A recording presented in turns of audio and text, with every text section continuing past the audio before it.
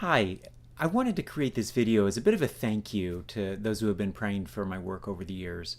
On October 4th, 2016, I got to perform during the chapel of George Fox University on October 4th, and I was just thrilled with the response. I performed pieces from Big Fish, Little Worm, Jonah, Gideon, and Lazarus. And between those, I wove in my own personal testimony of how God had worked through me, in me and through me since my time there as a student. So they sent me the footage, and I was so excited. And then I remembered that my microphone went out right in the middle of it all. You won't hear any sound from the video, but I'll give a bit of a running commentary as I explain what happened. Early on, I told them that when I was a student at George Fox, I was in complete rebellion. I was running away from my call. In fact, I was training to be a pastor. A beautiful and wonderful calling for many, but it was not what God had created me to do. And so I was going for something that I thought was safe. Later on in the performance, I went out into the audience and I showed them the section where I had been seated when a speaker came to that very chapel and invited us to come forward if we were willing to tell God, I will go anywhere, do anything you call me to do. I showed them, I don't know if it was the seat, but I went ahead and sat down and leapt out of that chair as if the call had been made afresh. And I leap into the aisle and walk down, and then showed them about where I started having this little conversation with God. And, I said, God, I'll go anywhere. I mean, my grandparents had been missionaries to Kenya, so I was ready to go to Timbuktu. But I said, Lord, could you please not send me to a big city? And then I did the story of Gideon, who was very afraid of his calling to speak against the Midianites and lead the people of Israel against the Midianites. Later, I revealed to them that I've lived in New York City for the last 23 years, the largest city in North America, more Irish than Dublin, more Italians than Rome, more Jewish people than Jerusalem.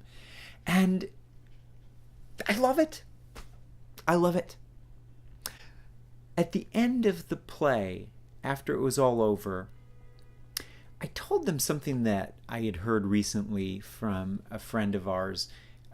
Actually, it was the pastor of a friend of ours who'd worked on a short documentary there in Oregon, A Matter of Perspective. And he said he created a little documentary on his pastor. And his pastor expressed an idea that my friend had actually come up with, which is that when Jesus was crucified, the veil in the temple, the veil between the people and the Holy of Holies, was ripped from the top to bottom. That action of ripping top to bottom was symbolic of a father ripping his shirt when his son would die in that culture, ripping it from the top to the bottom. It also opened the way into the Holy of Holies, allowing us, because of what Jesus did on the cross, to enter into God's presence. And so what my friend realized, and it was based on the teachings of his pastor, who later incorporated that into his teaching, is that we all have veils over our holiest places, our most sacred places, the things that we want to keep from other people, that we want to keep from God.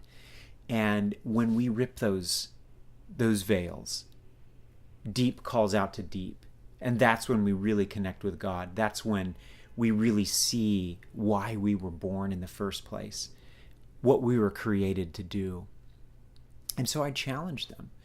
I said, on this day, 19 years ago, I sensed God calling me too. Then I got down on one knee and I said, Joyce Ann Hanson, will you follow me wherever God calls us to go? And then I leapt to my feet and I explained that call at the chapel that day, it had affected me so much that I incorporated it into my very proposal. In Thankfully, from the balcony, Joyce yelled out. Yes!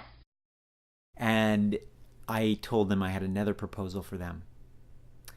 I said, would you be willing to stand up and come forward? If you're ready to tell God, I'll go anywhere, I'll do anything you call me to do. As I watched this video, it didn't take as long as I thought it did, but in my mind, there was this really long gap of time before anyone moved. But being raised evangelical Quaker, I was okay with silence.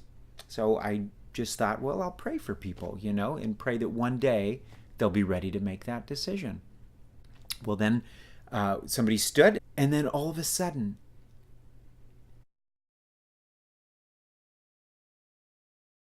almost everybody got up and came forward.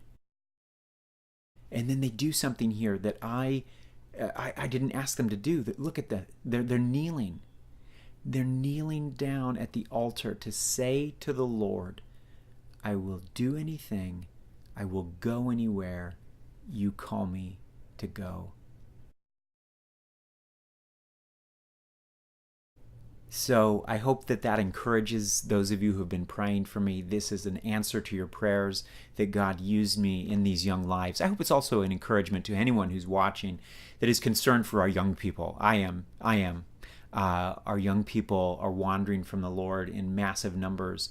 But those hundreds that morning in that chapel in George Fox University declared to the Lord, we will go, we will do, we will be yours. I hope you will be too.